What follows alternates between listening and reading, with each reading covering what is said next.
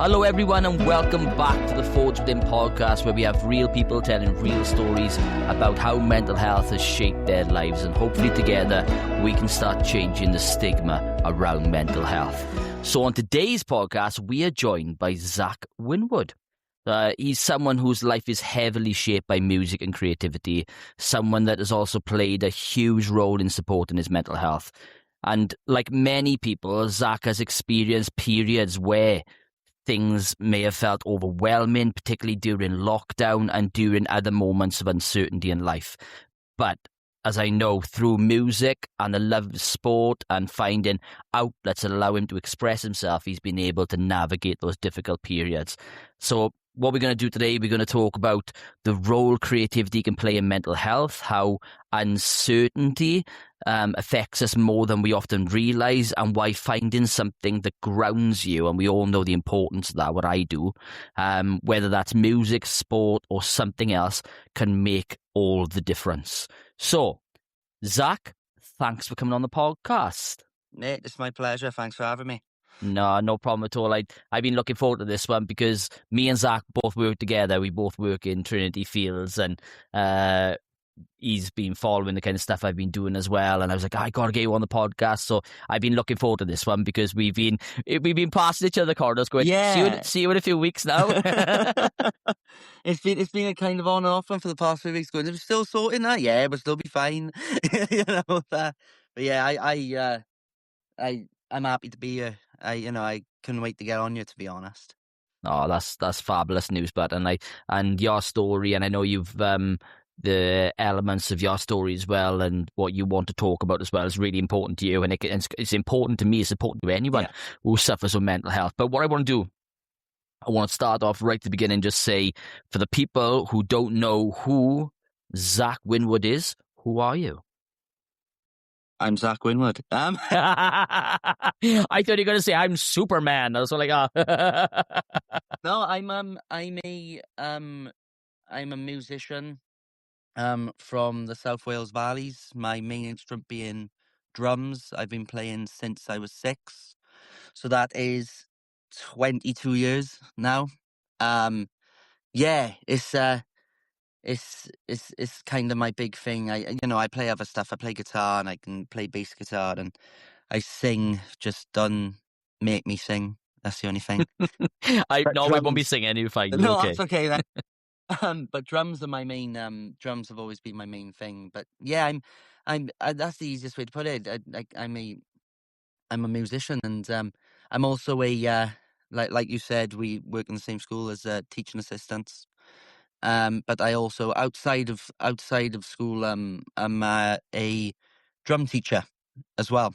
So I have my own company, and I teach drums, and I've been doing that for a good couple of years now, which is really nice. And yeah, that's really about it. I'm a football coach as well, if that's another thing. No, that's good. It's good. It's nice to know more about you as a person. What it's kind of showing is that you've got a massive passion for these elements of your life which have helped you. Yeah. But you've got that pure emotion where you want to give back to allow people to experience what you have experienced as well. Yeah, of course. And I think that that's a big thing for me, is that anything that I do, I like to, give back to people. If there's anything like knowledge wise I know and I've done, then it's quite nice to, someone can take something I've taught them, for example, and go, yeah, I can do that, or I can learn how to do that. And that's quite a big thing for me, to be honest. Yes. So when did music first become like a real core element of your life and who you were? It was really early on, to be honest with you. So a lot of my favorite bands I have tattooed on me. So the first band, for example, I'll speak about is a band called Gorillaz, cartoon bands by Damon Albarn.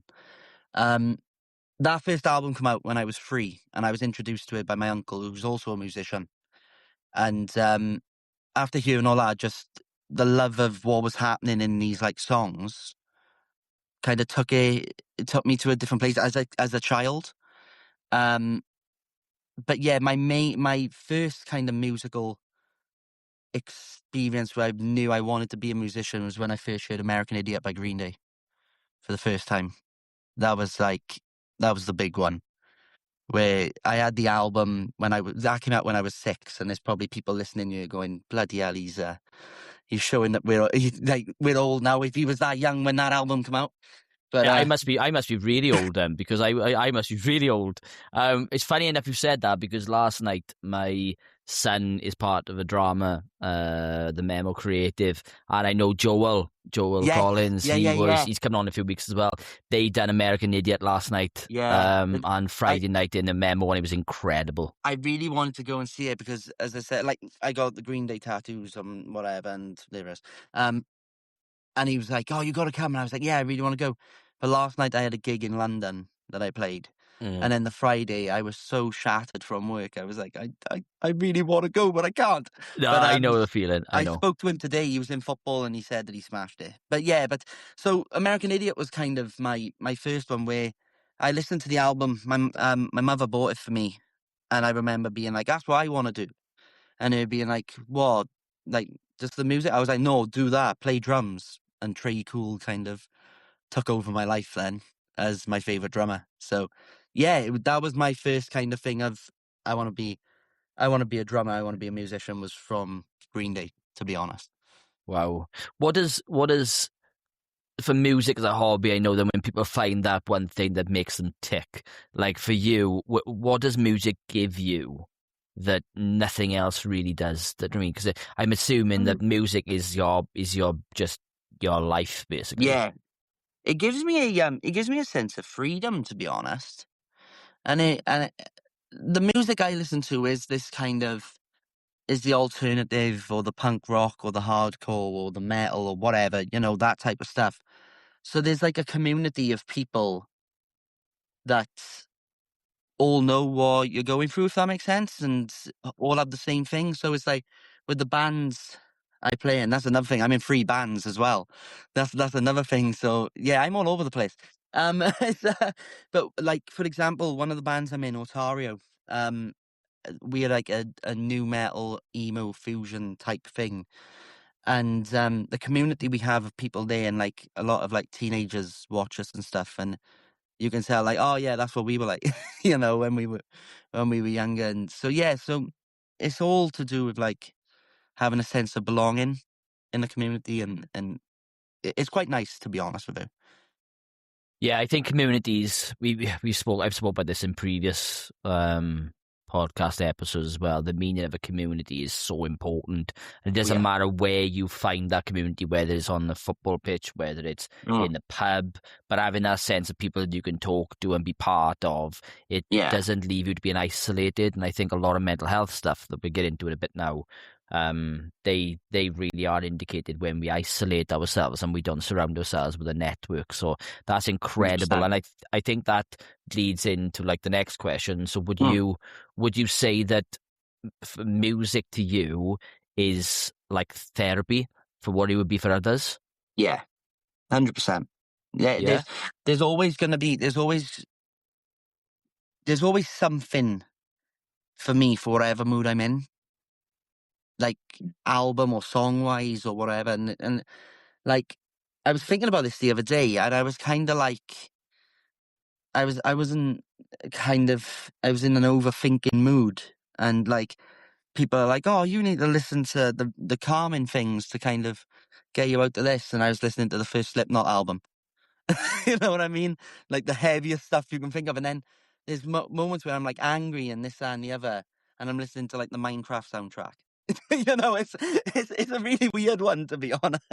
But that's so interesting, though, because what it does is shows that people respond differently to different types of stimuli that will help them. Like if I'm like really, really, really angry, I listen to like really, really heavy music. If I'm in the gym, I listen to pub music. Or if I'm like really, really, if I want to relax, I'll put like classical music on, like proper piano classical music. I want to go to down in Newport now in a few weeks. They've got the soundtrack to the first 3 Lord of the Rings films, and Oh, it's all wow. it's in a massive cathedral. So That's I'm sick. I'm hopefully going to get tickets to that, because that just blows their mind. But what that does for you, it kind of shows that we all react differently, and we use different parts of music to help ourselves in different Mhm. ways. Yeah, 100%. Yeah. It's quite a nice thing, to be honest, because like there's a band at the moment I'm really, really, really into, and they're a band called Turnstile. And basically they're they're a hardcore punk band. So it's like their early stuff is really, really heavy. But they brought out an album last year called Never Enough, and it's one of the most beautiful melodic albums I've ever heard. So like there's a song on that album, on each song on that album it could treat a mood that I'm in. And that's the type of stuff that kind of I really like, and that's what helps me. But yeah, that album kind of got me through. Like if I'm feeling crap or if I'm feeling whatever, there is a song that I can listen to. But that's good that you found something, and that especially early on now, and a lot of people, they're always searching for that one thing that can help them. Then we Yeah, talk about negative and positive coping strategies. yeah, You have found a positive coping strategy that helps you not just in your everyday life, but it allows you in your more stressful situations as well. So yeah, that's an incredible asset that you've actually found and cherished and embraced, which is really refreshing to hear. yeah. It's quite nice, to be honest. Yeah, no, I can imagine, but I think that gives a really good idea of you as a person, the kind of outgoing aspect of it all. I think that's why when we go in next to talking about your mental health and Yeah, everything, it will. I'm assuming that when we get into the conversation, it'll kind of show how you use those music elements to take you from that state yeah, of falling into deprivation or self-anguish, basically. So yeah, you've mentioned to me a few times before we come on the call as well, and again, we're on a podcast, but it's mainly a mental health podcast about how we've overcome our challenges. So, and you've mentioned that there's been a couple of periods where your mental health was really, really tough. So yeah, I know you originally said to me that 2020. Now, for those people who think 2020, we automatically go COVID. yeah, 100%. So for you during lockdown, Yeah, what was it like for you during lockdown? most of it was blessed because I was working in a job that I didn't like, and it was kind of being furloughed. I was like, right, I don't have to go. I don't have to have that stress of going in and this, that, and the other. So I basically stayed between these 4 walls for near enough all of it. Obviously, my partner, who's my fiance now, but my just my girlfriend at the time. Obviously, she was at her parents' house, so I couldn't really see her. I live with my grandparents, so my grandparents were kind of doing their own thing downstairs, and for me, it was just like, right, try and do stuff up in my bedroom and try and like whatever. And it got to about a month in, and it came to a point where it was like I couldn't go on my drums because I don't have them set up. They were over my mum's house at the time, um, and so I couldn't really go over there to play them. And so like I had my guitars, but then at the same time, drums are my outlet, whatever outlet of anything that's going on. So it's kind of that was hitting me hard. And then a big thing as well is that in 2019 I graduated university. And shock, I graduated on a music course. I wouldn't expect anything less, Zach, to be No, honest no, with no, you. no. No, I wouldn't. No. So that was another thing we were promised, kind of, um, maybe like a work experience type thing to do with music. Obviously, the world shut down then, and so it got to about a month, and I was kind of, right, what do I do? What do I do? And then 2 months and whatever, and then it came to a point where, the one night I just had a mental breakdown, and really bad mental breakdown. And I was literally sat like there because my bedroom was the other way around. So I was sat there, and I can just remember just being on the phone with my mum. I can't remember what we were talking about, and I put the phone down and just had a mental breakdown. I like rung my partner, Yeah, and she answered, and she was speaking, and I wasn't speaking. And then it was kind of like, "Are you okay?" And her name's Corin. So when I say Corin, I just went, "Yeah, Corin, I need to see you. You need to come over or do something. I'm losing it." And that was the first time, like, I was in tears, and I don't know what it was, and so she, like, parked outside, and I went to go and see her. But from that moment up until it was about a year or something, like, I had like constant panic attacks, and like really bad, and then my mental health started going there, and it just spiraled into each other, and it was just really weird. It was just a really weird time, to be honest, because most of it was just spent speaking to my mates on PlayStation, you know what I mean? And like they helped me a bit. I didn't tell them everything, because I always, they're gonna hear this now, so I didn't tell you everything. You know what I mean? But yeah, like, the only one who really knows is Corin, to be honest.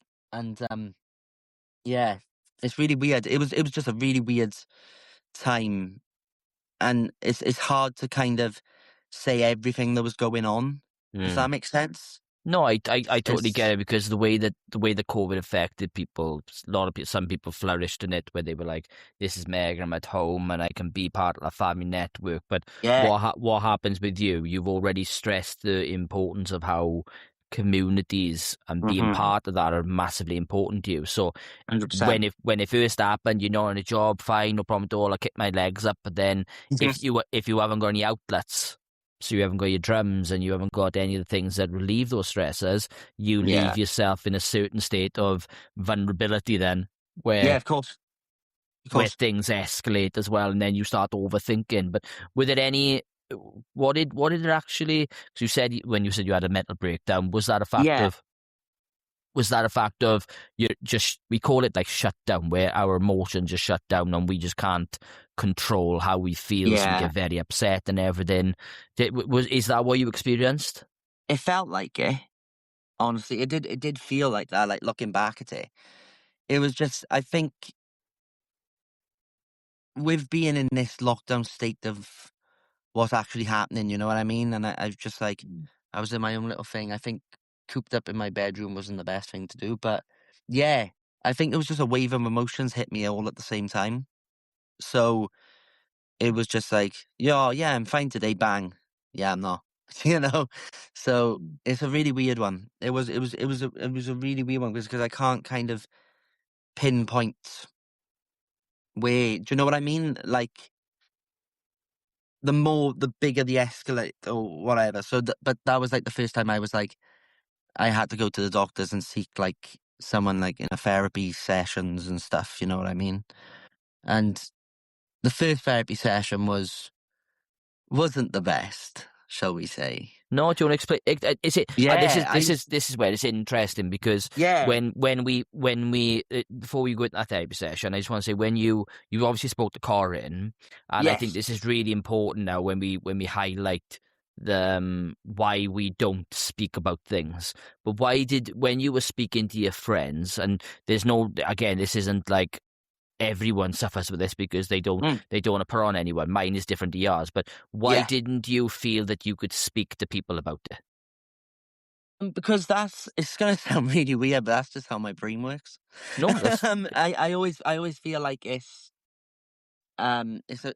quite a weird one. It's like, I know the people I want to speak to at that time, if that makes sense. So mm. if I'm on with the boys, and say one of them's on, and it's just me and him, for example, I'm like, oh, just to say, this is how I am at the moment. But say there's like the 4 or 5 of us on, I'm just like, oh yeah, it just is what it is. But yeah, like, my grandparents were really good with it. My dad, who was on the end of a phone call, was amazing with it. My mum was amazing with it.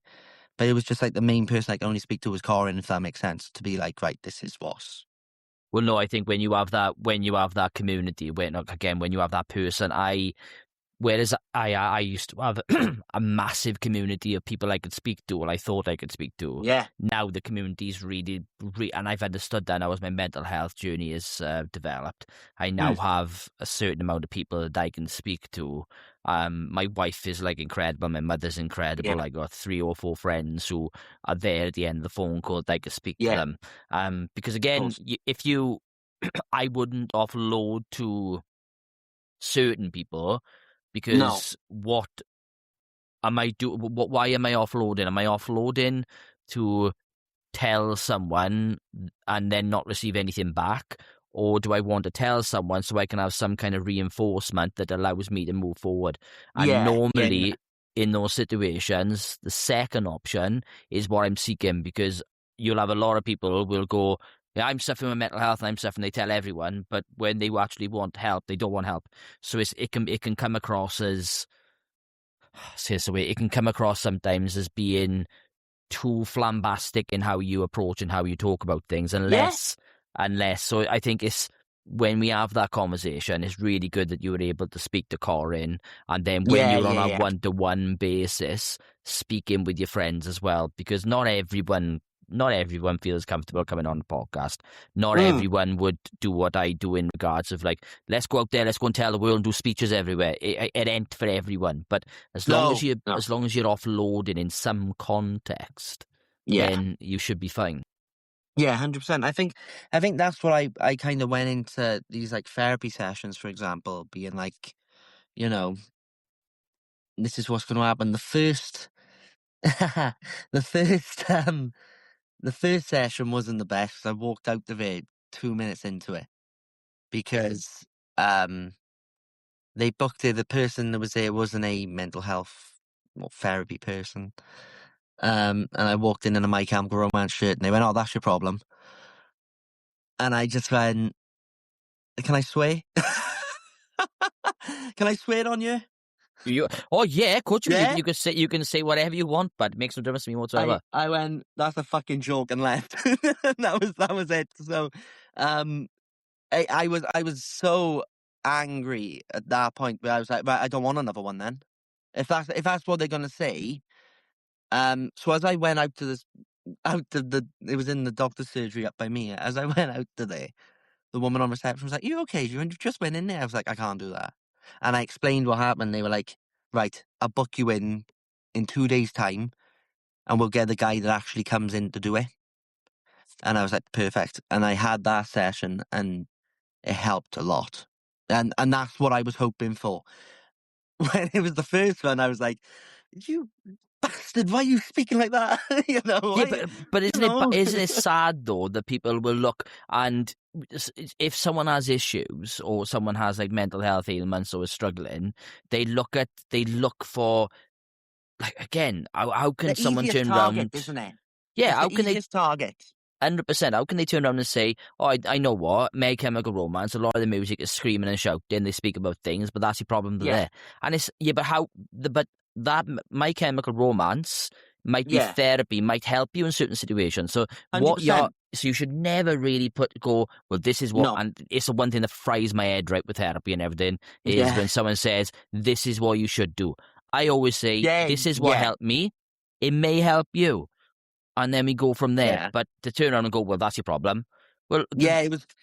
It was just really weird. And it as I said, it blew my mind. But then when I went back to the other one, I don't know if you've ever heard of the band, but I'm a massive fan of them. They're called 21 Pilots. oh yeah. And 21 Pilots are, if you ever get a chance, and whoever's listening and they've never heard of them, their subject matter is very dark, but it hits home. There's no swearing, there's no whatever, but it's all to do with, like, the singer Tyler Joseph. It's all to do with his kind of, like, all his earlier stuff are all to do with his past, and his like finding his faith and working with these, like, his mental health problems. And you listen to the words and you're like, Jesus, yeah, I can relate to that. You know what I mean? And that's what kind of drew me to 21 Pilots. And yeah, they're a really interesting band, especially all their early stuff when his kind of his writing is very dark, and the way he's explaining like certain things, but it's so beautifully written and spoken and sung that helped me a lot, especially as like a teenager when I was kind of like first getting into them. And that thing as a teenager is like, oh, am I doing this? Am I doing that? And you're and all that. And that, yeah, that's a really good band to listen to, especially if you're feeling like no one's like me, and then you put one of their songs and Tyler's kind of like saying the exact same things that you're feeling, and you're like, oh, okay then, you know. So But it yeah, shows the that's beauty. It shows the beauty in how a lot of people listen to music. They listen to beats and everything. But when you actually sit down and listen to some of these, especially rock songs and everything, yeah, the lyrics are incredible, and they carry so much 100%. meaning that you can really lose yourself in the lyrics, which allow you Yeah, to apply yourself to those situations. 100%, and that's a big thing for me. And if a song is written like the lyrics are written perfect, you know you're onto a winner. You know what I mean? And yeah, it's really nice to and as I said, that was a big thing. So like going into that therapy session, I was wearing one of their t-shirts, and like the guy was like, "That's a good band to listen to for this," and I was like, "Yeah, I know." You know. And you know who you are. So So there's during a big difference in that, in them two interactions. The one of, oh, you shouldn't do that, and then the other one's like, oh yeah, that's brilliant for that. You know what I mean? mm, So it's I very and I weird. I've had that. I've had that recently as well, where you're doing your work to go out there to try and make a difference, to try and do Yeah, the books, the podcast, the workshops, and doing it. And a lot of people are very, very, oh, well done, it's amazing for mental health. yeah, But you still have people there who look at mental health and go, what? What's that? Why are you doing yeah, that? Why are you talking about it? And I think it's very, very difficult there not to take front with that. I suppose like when they went in and said, look, why are you, that's your problem, you jump there. It's very, very yeah, hard then when you're in a negative state of mind and someone's basically adding a negative perception of you yeah, and then all of a sudden you're over the edge. And I think that's the difficulty at the moment. Imagine, like I've said on previous podcasts, you've got this like 1.5 million people waiting on the waiting list for mental yeah, health, and that's the people we know of. But yeah. imagine waiting like a year to see a therapist. It's And then, crazy. but imagine going in there and then so you've waited a year, and the first thing you say is, that's your problem. So Oh, then you 100%. go, well, fuck this. Yeah, I'm not being a part of this more. 100%. And then you go right to the back of the queue. So then, Yeah, yeah, it was only it's, by luck that the woman, when on reception, was like, I can book you in on blah blah blah. Do you know what I mean? It was only mm, by luck that happened, and thank God she did, because don't know. yeah. But then that kind of like lockdown thing, it lasted for like a year and a bit, and then it kind of stopped, which was quite nice. So like my mental health was kind of, it was still there. It was still, but at least there was a little bit of control. Did you listen to music through that period? And so did music Every help day. you? Yeah, so music helped you get through that period. Oh God, yeah. And a lot of the bands I listen to now, kind of came out, um, when it was lockdown, if that makes sense. So, yeah, it was a lot of like I'm a massive Queens of Stone Age fan, but and Eagles of Death Metal and stuff. But it was that period that I was like, I'm gonna listen to more of them now because I got free time and this that, and the other. So there was like something new every day, if that makes sense. Yeah. But then when I wanted to go back to the 21 Pilots, the Gorillaz, My Chem, Green Day, um, anything like that, it was always there. Um, Yeah, which is quite nice. I find it fascinating because when I was in Thailand, back then, oh my God, we're going on like 19 years ago. I was back then now, which is unreal to think that I was back. There were two songs that I had on my Apple AirPod, right, and that was Yeah, yeah, yeah. One Republic, Apologize, Good song. and Yeah. yeah, and 50 Cent and Justin Timberlake, and they sang AO Technology. Now, Okay. to this day, I can't listen to them. Mad. Okay. So as soon as that comes on the radio, I turn it off. Off. And it's quite mad how Okay. how we can listen to music and it has such a powerful fix on you where it can either be therapeutic or, for me, that Yeah. song of Apologise takes me straight back to that room where I'm pacing back and forth and it's on in the background and I automatically, hands start sweating, feet start sweating. So Yeah. it just shows how the again how much music can create a world in itself, Yeah. really, and take you back in time. 100%. It's when it comes to, say, for example, when I've been to see gigs, like, it's mental. Like, every band that's on my Mount Rushmore, the 4 that I said, I've seen live. And each gig, there's been a song where I've ended up in tears. Just in the crowd. Because it either means a lot to me or it's kind of one of these things of, I remember this time. You know what I mean? Or I remember da-da-da.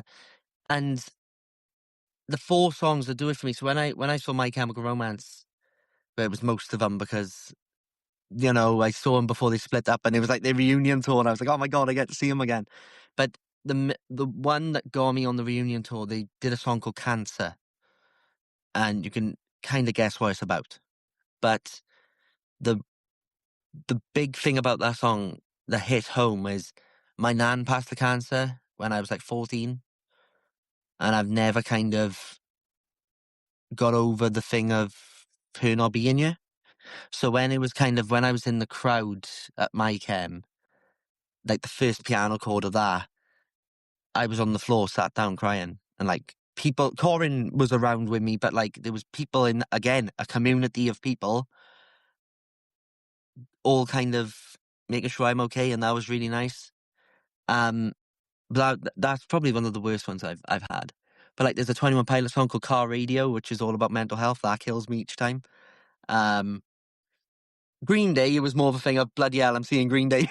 You know? It Yeah. was like, oh my God, they're here. Yeah. And then Gorillaz is a really beautiful song called On Melancholy Hill.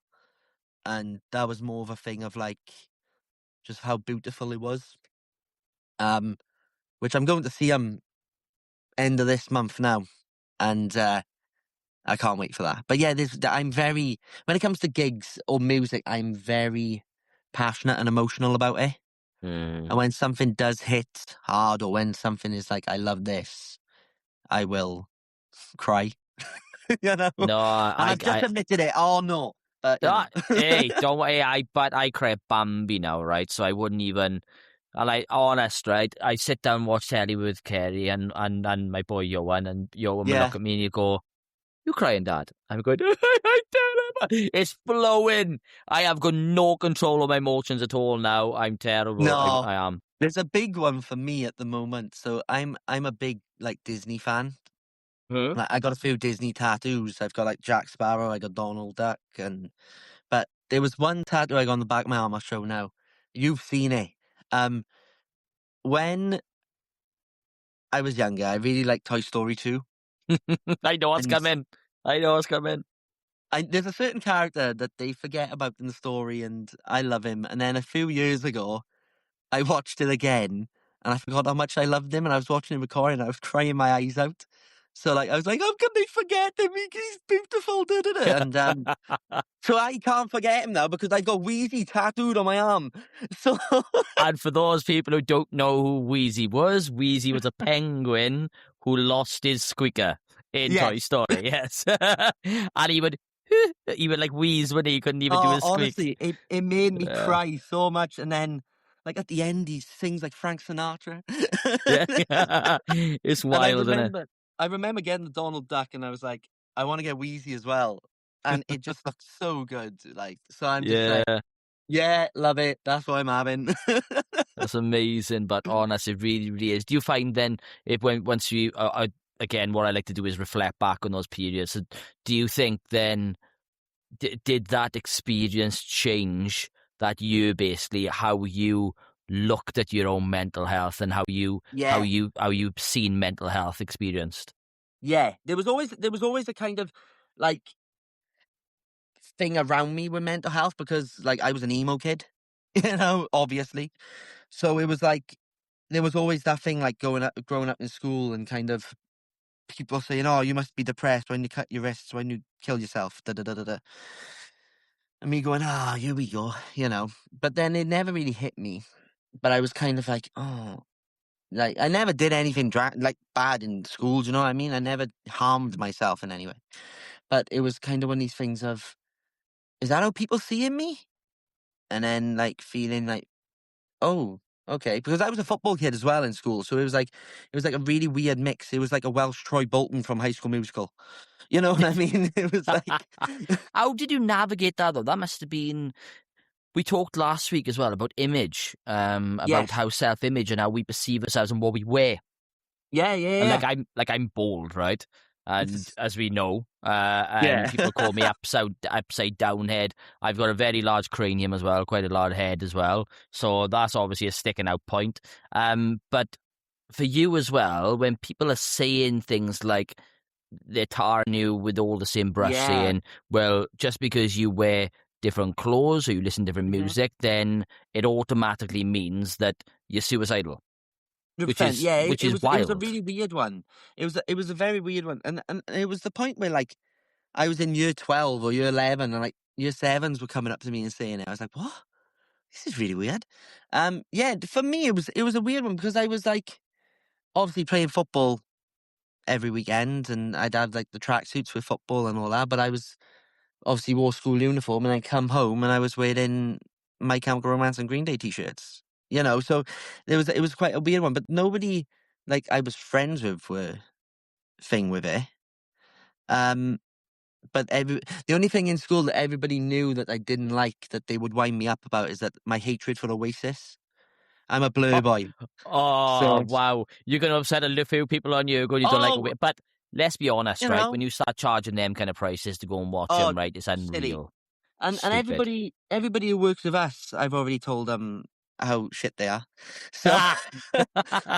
well, the thing is that goes back to the Gorillaz thing though, with Damon Albarn. So, like, growing up, my mum and my uncle were big Oasis fans, and it was like, I like Gorillaz, and then I'd, like, research who create Gorillaz, and then it was like Damon Albarn from Blur. I was like, what's Blur? Click on the video, woohoo! I was like, oh, they're really cool. I like them.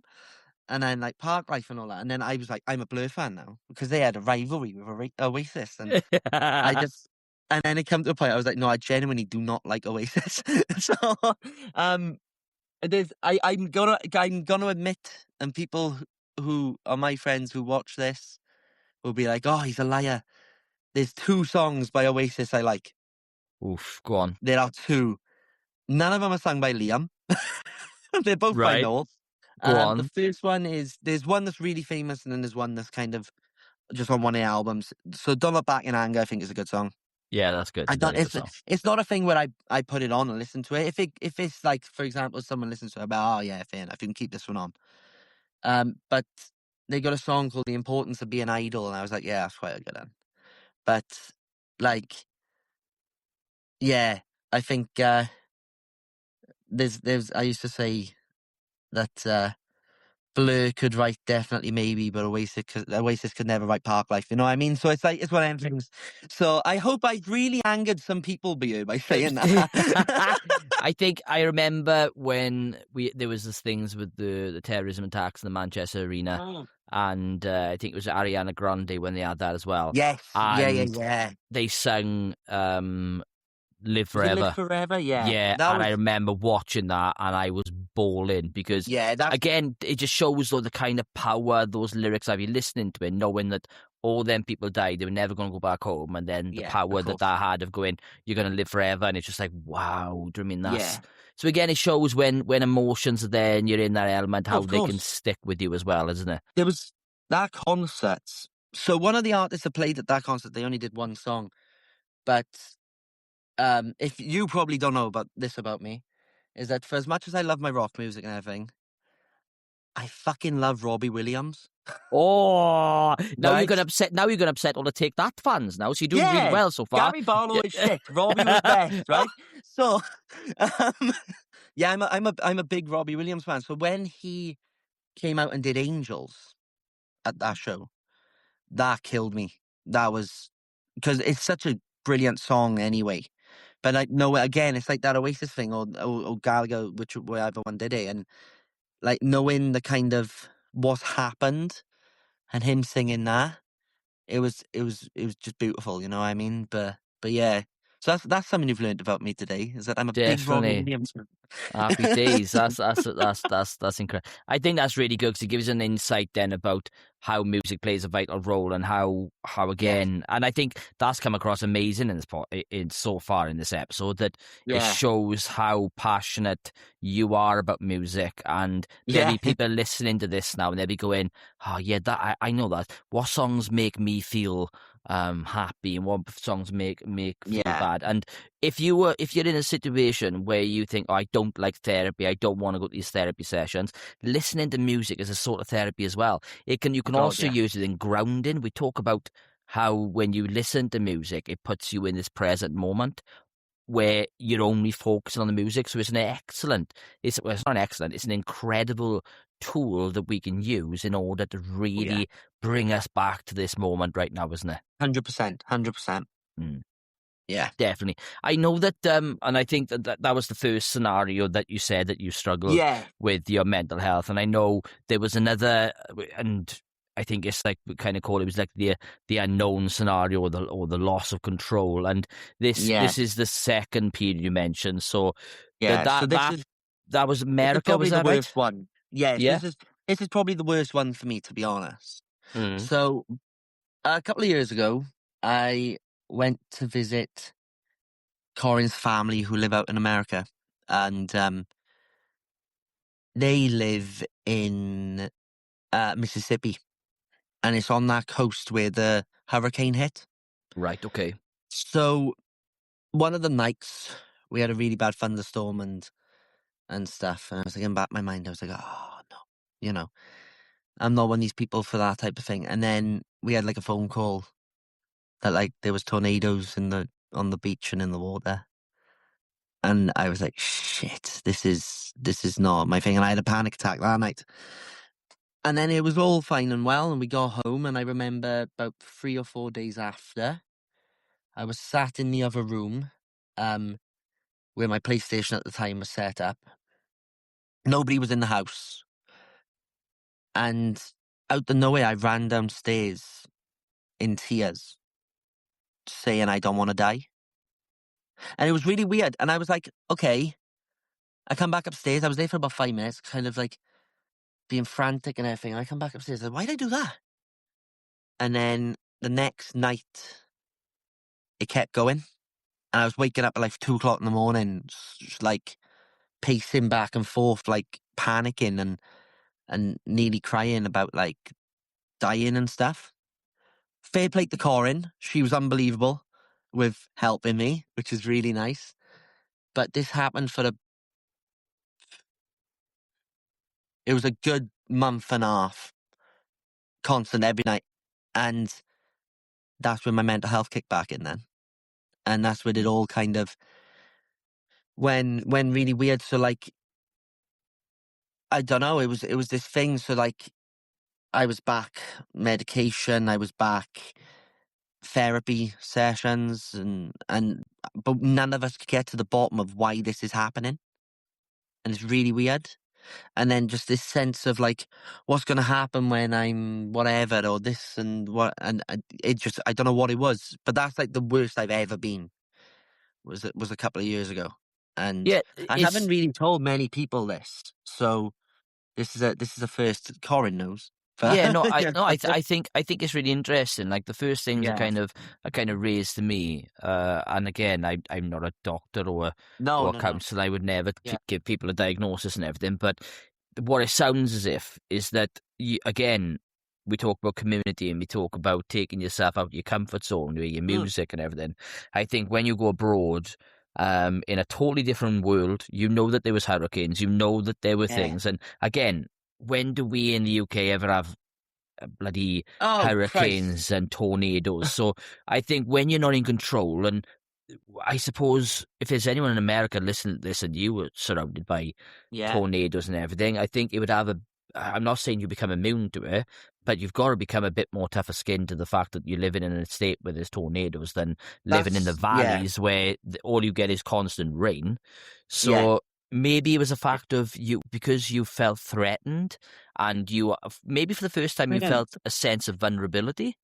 Yeah, there was that's when I first started going back, I went to someone else for therapy at this point, but she brought up some really interesting facts, and yeah, she said that did it feel it's a really weird one saying this, but she was like, did it feel like there was like a presence when you're having these panic attacks or whatever? Did it feel like there was a presence of like death looking over you? It's really weird. And I was like, no, no, not really. And then that night after that therapy session, I had a panic attack and I felt like that. And I was like, shit, what?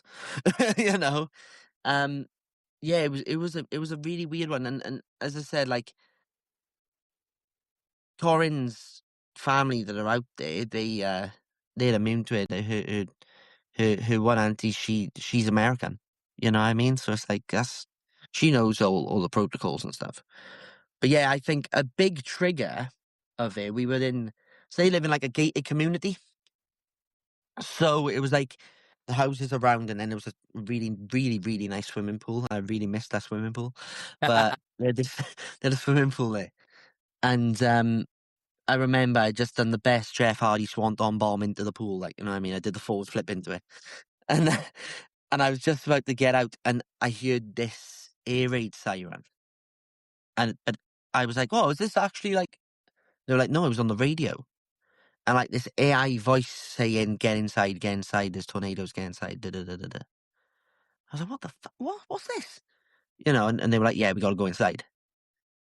So that to me started that. I was like, right, I don't like that. So every time when I was out there then, if I heard that noise, I'd shit myself. I'd be like, right, what's happening now? Like, you know what I mean? So I told the therapy lady, I can't remember her name, but she was very nice. I told her, and she was like, it feels like that's a trigger. Just about to say that Yeah. you know what we deal with in work as well, Oh, that yeah, yeah, we yeah. have fast triggers and slow triggers, and 100%. sometimes one of those, like for me, my not to take it back the situation back with you, but Mm. I can't wear hardly any socks. If I wear socks, I feel really uncomfortable. It's a trigger.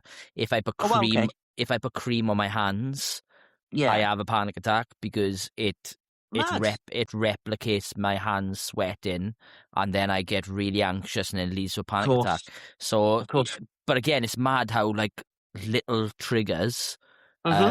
and you're not even aware of them, and that's why it's so important to look back and try to analyze It's Yeah. a bit like doing an ABC chart. Yeah, of course. Do Yeah, you know what I mean? 100%. And then Yeah. you're looking back and going, well, that's the behaviour. What happened leading up to it? And then for people who don't know what an ABC chart, then it's a behavioural chart that you use to look at someone's behaviour and find out why that behaviour has happened. And it's very similar what I've done previously of just going, right, why did I feel anxious? What was the problem? 9 times out of 10, I'm worrying about a problem that Yeah. I've found out, or I've had like caffeine that day, or I've had Smarties or Skittles because I can't have any Yeah. of that stuff. I know it sounds stupid, but again, it just shows that identifying what your small triggers are Yeah. key, and then that's something that you discovered through therapy. Yeah. So when she said that, this therapy stuff was like the year or two before I started working in school. So I was like, I don't know and then I kind of went home, searched up what does it mean. I was like, oh, okay. Um, but then this is where music comes back into it, and it was very interesting because the one day, so I after before that, so after I stopped having these, like I still have them now every once in a while. I woke up the other night in a sweat, and I have a fan on every night, and I was in a sweat, pacing up and down, saying about it. And it also leads, because if I've been stressed, it starts it up. So I was like, right, something to stress me out today. So now I know. Um, but yeah. So after all after it all, I was like, right, like I like writing my own music. I'm not the best when it comes to writing lyrics, but it is what it is. But I like making beats. And then the one day I had this idea of making this EP um, around a zombie apocalypse. And I was like, oh, this is cool. So I was like finding little bits on my guitar, and I was like, had like my phone with a YouTube video up against like the pickups so I can distort the sounds on my laptop and everything. And I was watching this YouTube video, and it was about a real person um, taking this drug in America, and it basically made him into a zombie. And I was like, oh, that's interesting. And then right at the moment I was gonna like use the sound clip to be like, it's a news report, the air raid siren come on. And I was like, uh-oh. You know, so this was just on this YouTube video, and I was like, oh no, it's come back. But it came to a point where I was recording this, the air raid siren worked. And I was like, right, I got to keep that now, haven't I? Wicked, I've got to hear it all the time. And I just became immune to it. And I was like, this sounds really cool now. And like, I'm like hearing little bits about it, and I'm like, yeah, that's sick. I can do this to it and do this and do this. So like this really big trigger for me turned into like this creative like flow, if that makes sense. And I thought that was quite cool. Well, that's a pure example of taking a situation that had an impact on you and then use it into a positive aspect. That's really, really, really good that you can do that. That's incredible. Yeah. You can do that. I was quite surprised I could do it, because other stuff I wouldn't be able to, and it was just a fluke. It was like this video I'm watching about this guy trying to eat another man's face, and I was like, yeah, I'll add that into my song. I'm cool. Go on. No, it's interesting because I think when I look at that situation of you being out there, the other thing that crops up in my mind is control as well. And sometimes what I've experienced and speaking to other people is it's not always about the massive big events, and we've had it previously on the podcast, which is like childhood trauma or a failed suicide attempt and everything. It can also be the things that we can't control whatsoever that affect us the most. And I think you being in a situation where you got air raid sirens, the chance of tornadoes, you're overthinking mentally, and that would for me, and not being in control of it, and you can't just jump in a car and go, I'm gonna run away as quick as I can. You can't even get on a plane. No, that obviously can have that massive impact on us as well. There was a big thing, like they were like, oh, this, what's it called, this, not hurricane, but this like storm type thing might last a few days. You might have to stay over here, blah blah blah. I was like, oh, I don't know if I'm getting home. You know. But there was a situation recently going on with a certain orange man in America. I'm not going to say his name because it's a swear word to me. Yeah. That he has decided to do all this stuff to these other countries, and these other countries, da da da da da. And did you hear what happened in Dubai? You have to brief me on. There's so much happening in the world at the moment. In Dubai, a missile, I think, was shot down, and shrapnel, or whatever the word is, shrapnel, I don't know. Yeah, shrapnel. A bit of it hit a hotel and lit it on fire. Currently, who I'm so proud of her for doing it, my sister-in-law is working in Dubai for Emirates, and she's smashing it. And it was the hotel next to her, or like in front of her. And like, to me, being like, she's so far away and have just seen this happen, like, scares me, if that makes sense. See, that's another thing out of control. I'm just like, a lot of things, it's really weird. You know what I mean? But like all these wars starting and whatever, like, I know that's all out of my control, but at the same time, it's like, why is it happening? You know what I mean? It's just a really weird one, and I think this is the big thing with me that's kind of is the worst thing, if that makes sense. So Control? This is the thing. Yeah, I overthink a lot, and like there's even points where, again, it might sound silly to some people, but my favorite film is Pirates of the Caribbean. like I've got Jack Sparrow's tattoo on me and whatever. So like me being like, I wasn't around when there was pirates. Why wasn't I around? Like, why weren't I there? And like getting panicky, like, what happened? What happened when I weren't there? Type thing. And like, I love Star Wars, and then I think about space, and I get really scared. And I think about what's in the ocean, and I get like, what if Cthulhu's in the ocean? You know what I mean? And Yeah. that scares me. And so it's everything that's like the unknown, or nothing to do with aliens. Aliens are cool, but like everything that's kind of unknown or like we're uncertain about freaks me out. If that makes sense. If that I makes think that sense. no, I think that's like a normal. Again, I think control is one of the most underrated factors that can contribute to our mental health, because we're constantly going.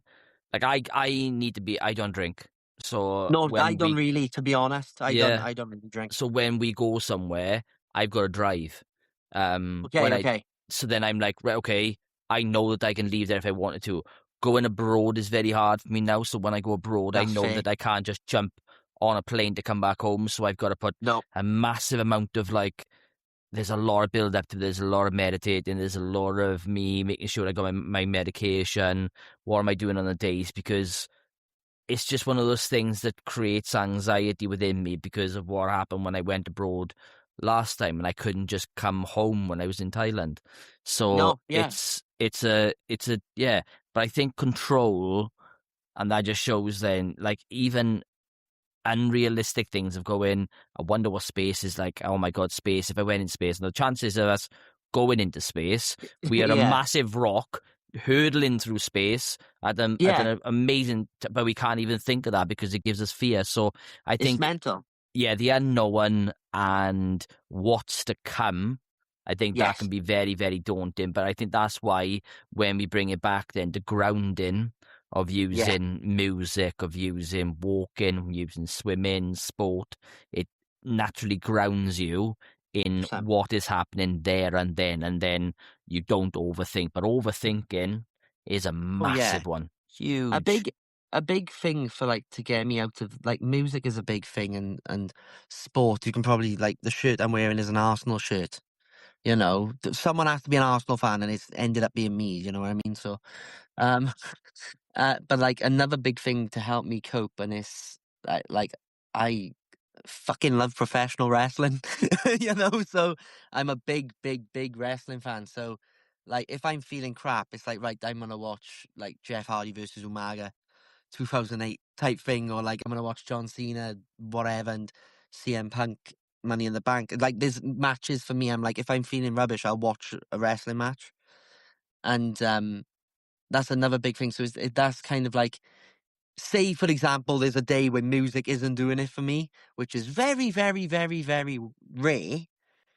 It'll be like, right, I'm watching, I'll have to find an old wrestling match to watch, you know? But that comes down to coping strategies again. And I think unknowingly, what you've created for yourself or are coping strategies that Yes. allow you to, when you if you are feeling fragile and feeling really, oh my God, I'm having this sensation again, whether it's anxiety, whether it's the post episodes which have happened, you were then able to use those coping strategies to allow you to come to a here and now self, and to forget, and not Yeah. forget about them, but to deal with them.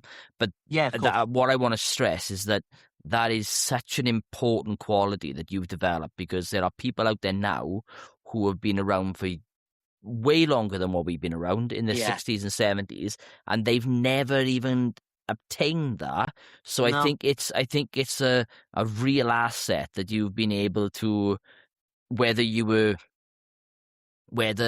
aware of it, that you were doing it, but you've actually created a real solid foundation Yeah. that helps you straight away. I think that's, and I there's no way that I haven't got that realization to go, like, there's a few things I can do now, but it took me an awful long time to work, but it didn't come naturally. I No. went, like, from the age of 18 to 26, or say 25, I was out every weekend, Thursday, Friday, Saturday, Sunday, getting pissed out my head, Yeah. and just abuse it. And I was struggling with mental health, and I was going, Yeah. I don't know what's wrong with me. And then I was seeking other people's help, and I was falling back in, and I didn't have any coping strategies. So for you to find that where you are now and to have that Yeah. sort of realization, it is an incredible asset and achievement for you to achieve. It is very nice. And like I'm like everybody that knows me knows that I'm not really a drinker. Mm. And like I never went out as a kid or never went out as a young adult. And I always felt like I might be missing out on something, but it's not for me. Like when I used to play football and we got to like a certain age where people would go out afterwards, I wouldn't go. So for me, coming home then was like at the time it was my Xbox 360, but I'd go on my Xbox 360 and or whatever, and then the stuff that kind of helped me now, like I said, the Pirates of the Caribbean stuff and Star Wars, wrestling, music, whatever, it's been the same since I was like 15, 16. So, yeah, knowing that that is my thing, like makes me happy, if that makes sense. So, yeah. No, and I think it's having that kind of realization, and I think this is why people would really relate to your episode, because you're very, very attuned to your surroundings and about your mental health and what helps you again.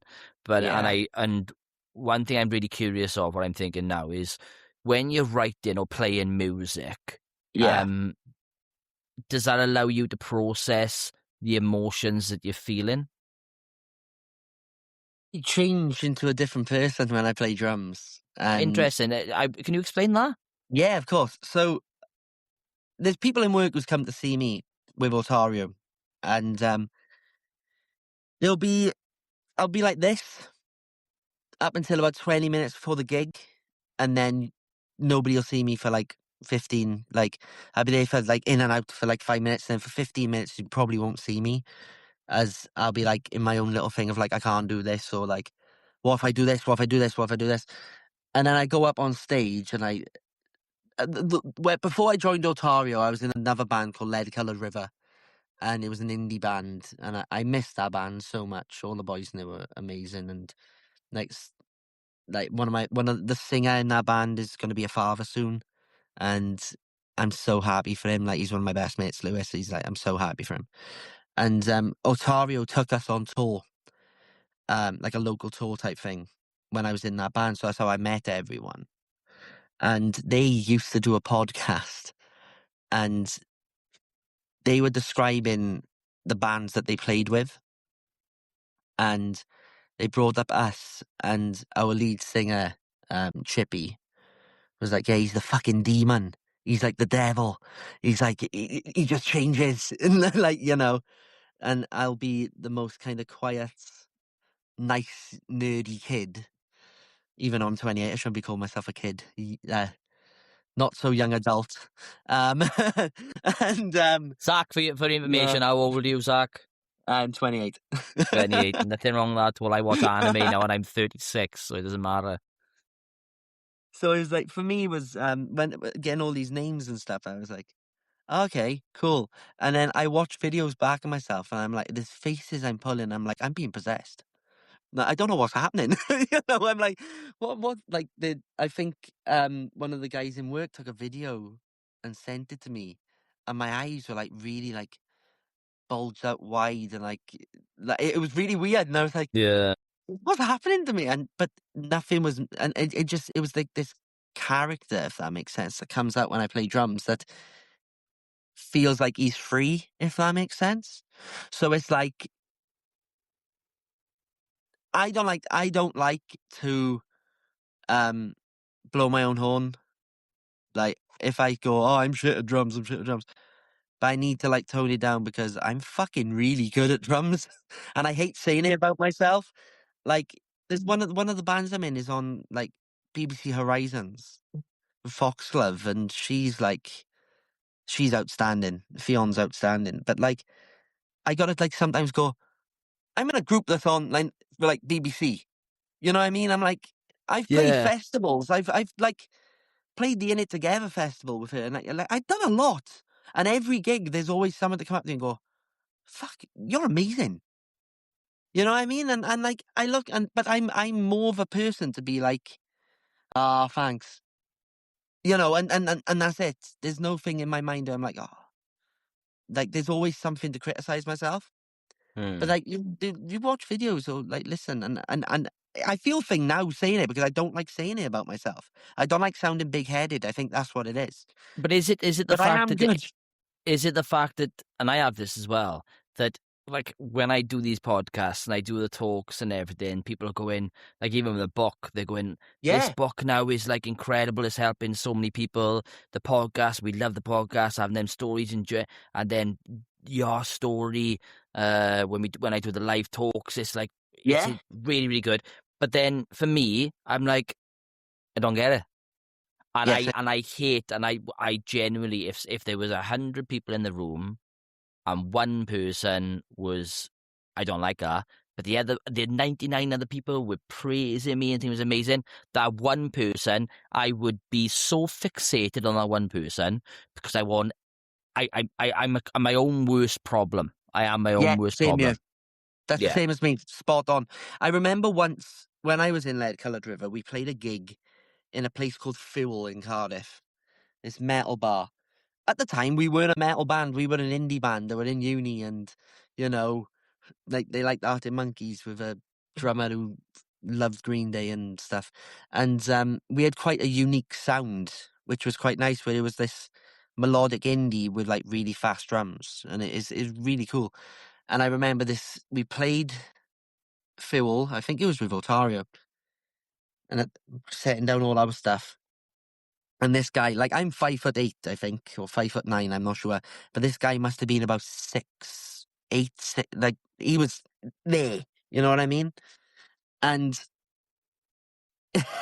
it's the best thing I've ever heard off anyone because it just made me laugh at the same time. You know, it was like it was an insult, but it wasn't. It was like Mm. really weird. And his words were, "Your band were fucking shit, but you were great." And I was like, "Thank you." I didn't know what to say. Yeah, And like, what do but I but say? Yeah. yeah, but everybody else, because he was this metal guy with an indie band, our band was really good. Obviously, that type of thing, people aren't gonna like, but it's the way he said it. And I was just like, oh, how do I respond to this? you know, Mm. type of thing. But like, yeah, but I'm the same as you, mate. I'm like, you know, if it's that one person, say for example, we're doing a show. If I see one person like there, for example, and then look straight at their phone while we're playing, my mind for the rest of the gig is fixate on that person. Do they like us? Like, or like, are they watching? Do they, uh, you know, oh, they've whispered something to their friend. They calling us shit, you know. Then I see someone else, and like, Corin has told me so many times. Like, I've come off stage, say if I've hit something wrong, you know what I mean, or missed something. That's in my head all the time. And the amount of times I've come off stage and Corin was like, "Stop being your own worst enemy." Yeah. It's ridiculous. She said, "No one noticed. No one cared because of how good you were. One thing isn't going to change it." And fair play to her. Her saying that to me, I'm like, don't get me wrong. What probably comes out my mouth to her is probably, yeah, I know, but da, da, da. But in my mind, I'm like, yeah, you are right. You know what I Yeah. mean? So, It's and I know she hard gets, though. yeah, and I know when she hears this, she's going to be sat there going, yep, yeah, I say that. Yeah. You know, so, But I think it is difficult because the self critic is, and I know I do, I suffer with imposter syndrome. And what imposter syndrome does is that it's like I'm a little gremlin on your shoulder, and it latches yeah, on to yeah, all yeah, the negative self image of what we got. So if you believe that you're fat, or you believe that you're not good enough, or any insecurity you have, it will latch on to that.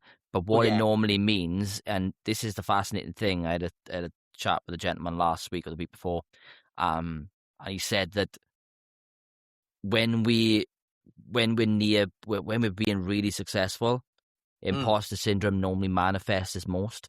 because it's normally the time where you're critiquing yourself because you're on the edge of greatness of what you're Yeah. trying to achieve. So I think it's the way that we perceive it and go, right, like, you know that you're doing incredibly well with your band, you're doing incredibly well with your Well, drumming yeah. and your music career.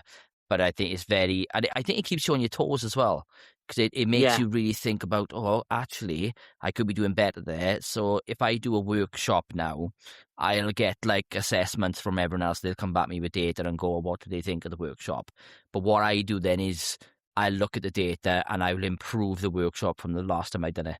So I never want to Okay. stay just level. I'm always looking to better it all the time. Yeah, It's that's fair. tiring. But I think that's, again, when we're entrepreneurs or if we're survivors and we survive with the mental health and everything, we're constantly trying to push that level of groundbreaking in us. Yeah. Yeah. It's go on. It is just a hard one because I'm kind of like you say about the imposter thing, and it's like I get it, and I'm just like, I think the big thing for me is that I know that I am good, but like my brain's like, no, you're not. Mm. You know, and I've always kind of struggled with that, you know. But yeah, it's a weird one. So I get what you mean as well. You know, it's nice to know someone has actually got it that isn't just me. Oh, there's a lot of us who You got know? it. I could tell you that a lot of people have got it and they suffer with it, and it doesn't have to be. And when we look at mental health is the same as physical health. I say this all the time, that people go, "Oh, my mental health come back." We have mental health from the day we're born. Sometimes it's positive, sometimes it's negative. In the book, the first chapter is, "I don't want to get out of bed in the morning." How many people say, "I don't want to get out of bed in the morning"? Oh Everyone. So yeah, that shows that we have a mental weakness, because we know we should get up, but we don't want to get up in the morning. So that's enthusiasm levels. So everyone suffers with mental health, and that's why it's important that we invest in it, or we find coping strategies, or we find things that can help exactly what you have yeah, done. Mine is like, I game a lot. So mine is gaming. That's an escapism. I'm able to escape. People go, anime. yeah, I'll watch lots of anime, and then it's like, that's me escaping, and then I'm able to be in a moment of, right, here I am. So if I have a really bad day, like you listen to music, I'll go straight back and watch Gohan turn into Super Saiyan 2 when he fights against Cell. yeah, And people are going, what are they on about? But then it's the same as there's micro moments in your life that you can take yourself back to, the same as what you did with music. I can do it through anime or do it through certain songs, and then I'm able to go, right, okay, I felt this sense of, wow, I feel empowered now and overcoming adversity, and then I feel as if I can take on the world. So yeah. yeah, you're not the only person. I think it's just That's right. people are waking up at the moment to realizing that it's okay to talk, and Yeah, that's why this podcast and podcasts like this is so important, because they allow to give people a platform who don't normally talk about their mental health. Like you said, you spoke about the stuff in America that you haven't told anyone, and you've come on here and told, no, and whoever listens to this now will find out. But it's giving you the opportunity to speak about it, so other people could then relate to that scenario and go, well, actually, I felt like that, and that's what yeah, the podcast is all about. yeah, and I think it is such a good thing that you're doing because it will help a lot of people. Do you know what I mean? And like, even if it, like you said, it's like the little thing where they go, 1 minute, I've had something like that.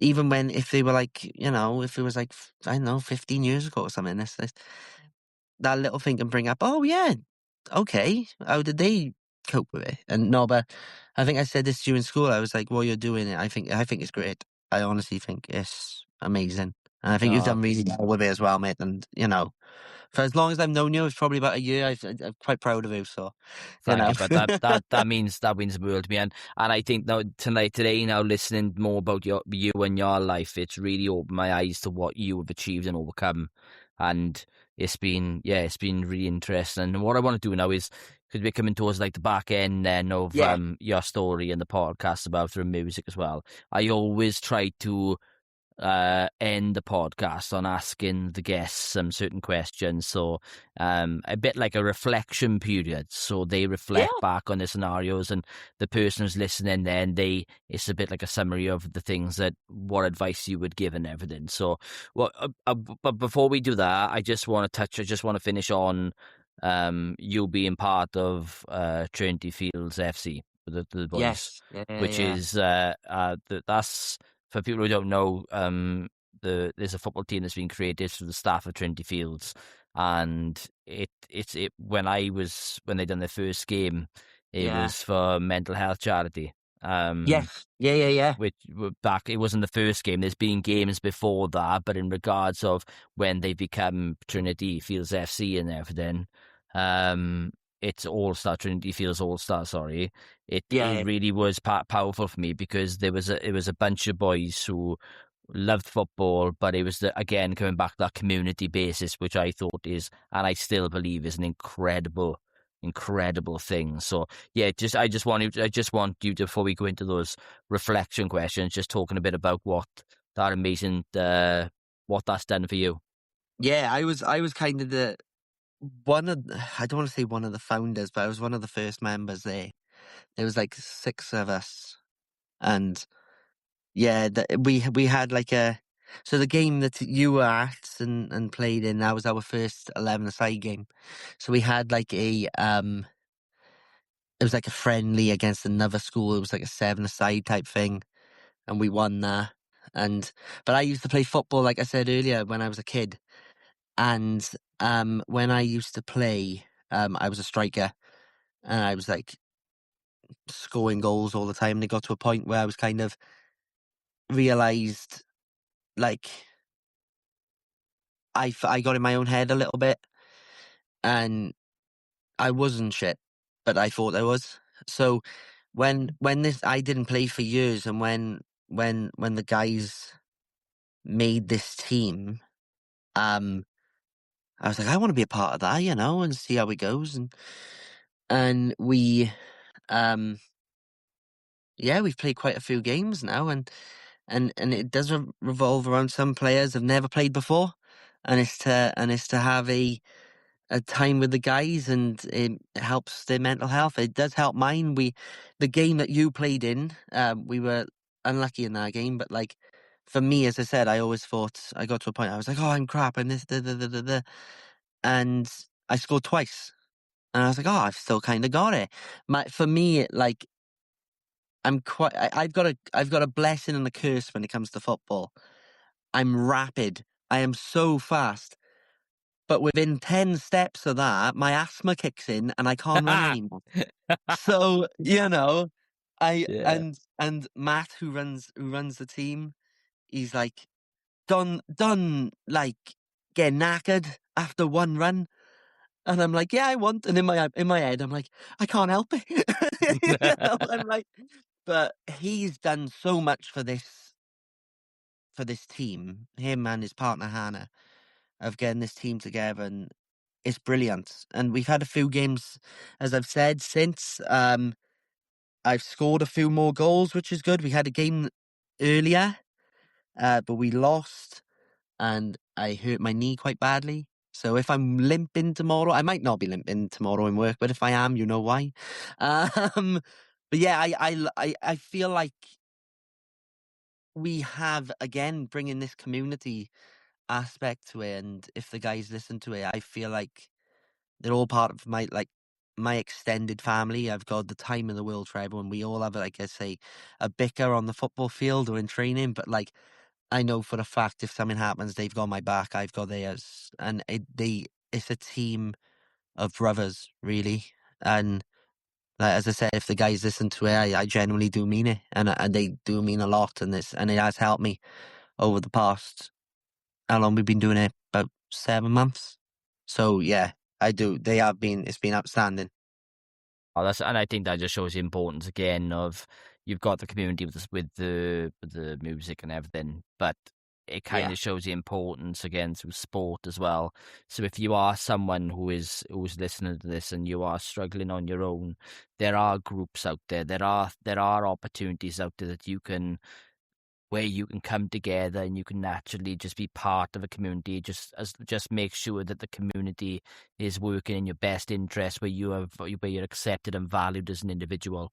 Because Yeah. sometimes when we join communities, and I've said this in previous ones, we join them with the fact of people wanting a sense of belonging, and then we stay there knowing that it's the only thing we have. But there's billions of people on this earth, and there are Yeah. millions of groups out there that you could 100%. join, and there's a group for everything. There's a group for, I bet, I'm just going to roll something. I bet there's a group for people who knit and on a rowing machine, right? There's Yeah, literally 100%. there are groups for everything, and as long as you got a niche, you find them, and when you find that, Yeah. they become your Carry on, family. sorry. Then, no, they become your family. There's a group I do want to shout out, that is local to the Caerphilly area, called Rec Rock, which is a music-based group.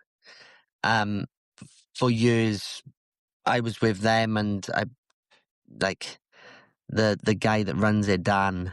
He's one of the nicest guys I've ever met, and he a very good musician. But he runs these music groups for all ages, basically, adult ones in every week in random places, and then in the holidays there's ones for kids, like 12 to 18. And I'm one of the mentors on the kids ones, and like I said earlier, like my skills and stuff helping them is brilliant, But like if there's anybody in this area who's a musician and just doesn't know, um, like didn't know that there's nothing out there if they wanted to jam or whatever, Rec Rock are amazing for that. And I'm not getting paid by them, so it's not like a sponsor. But No, but no, it's good to they have they shout are outs. brilliant. So I'd like to shout them out, because for a good few years when I was going through it all as well, they helped me out a lot. And yeah, like I said, if anybody wanted to, if there was musicians and they were like, oh, I want to give that a go, Rec Rock is a place to go. So I've got 4 questions for you that I want to Okay, ask to finish it off. Okay, answer as honestly as you can, because again, this is your chance to tell the people who are listening a bit more about your understanding of the topic as well. So, of course. question 1. Okay, Yeah, so do you think that everyone needs something, whether that's music, sport, creativity, that helps them survive the tough moments in their life? I think so. And the reason is because if you feel like you like a certain thing and you're alone, for example, you know, there's always going to be someone. Um, but even if you are alone, like there's nothing wrong with being alone. Um, you need that type of thing to release you, even if it's for an hour. You know what I mean? I think there should be something for everyone. Music was mine. Someone else could be someone else. But yeah. A good answer, buddy. That's a really good answer. Thank you. Second question is, what role does creativity play in keeping people grounded? Oh, for me, for example, it's keeping me humble with stuff. So it's kind Hmm. of, if I'm being creative and writing music, if I feel like I'm not doing something right, I've got to kind of be with myself and be like, no, you are. Be humble. You can do it. You can. And I think that's a big thing. And a lot of people, especially recently, there's not enough things like that, if that makes sense. But for me, that's a big factor. Being humble to myself is a big thing. No, I love that, but that's really cool. Stay humble. Stay humble is a big, big one. And then these are two of the questions that people go, oh, okay, these are Okay. interesting. So the third question is, if someone is listening now and Hmm. they're listening to your podcast, they've listened to your story, and they're currently suffering with their mental health, what would you say to them? Keep going. Just keep trying what you're doing. If there's going to be a barrier you will jump over at some point to get you out of it, and it could be anything. But don't don't stop. Just keep going with what you're doing, and you'll smash it 100% all the time. just never stop, even with the little things. Just keep going. Good answer, buddy. That's a really good message as well. And then finally, then looking at yourself, if what would you tell your younger self about looking after your mental health? Stop being a little bitch. No, I'm joking. Oh, I was waiting for something like really deep and sophisticated. Stop being a little bitch. Lovely. We don't promote that. We don't promote that on the podcast, but love that. Oh, no, that's just my kind of humor. I love that. No, that's good. For myself, it's a big thing. It's kind of that thing again where it's like, don't be too judgmental on yourself. You are good enough. Even if you think you are. You're better than, not to be thing, but you're better than most people at what you do. And that's a big thing for me, like knowing that I am, and especially as my younger self. And another thing is just be yourself. Just be yourself. You do you. I know that I did, but like there was times where I thought that I wasn't, and just keep being you, because that's the only best version of myself that I'll ever have. Honest now, Zac, right? This has been an incredible episode, because what it's done is given, normally when we have the discussions, people have gone through in really intense trauma, and they're working through their problems. They've come out the other side. But what's been really interesting about this podcast is that from a very, very early indication, you've used, whether you were aware of it at the time, but you've found real strong coping strategies that have helped you navigate those really tough times. And it's been refreshing to hear how people can listen to you and implement them into their lives, because music is free. Everyone can access some sort of music.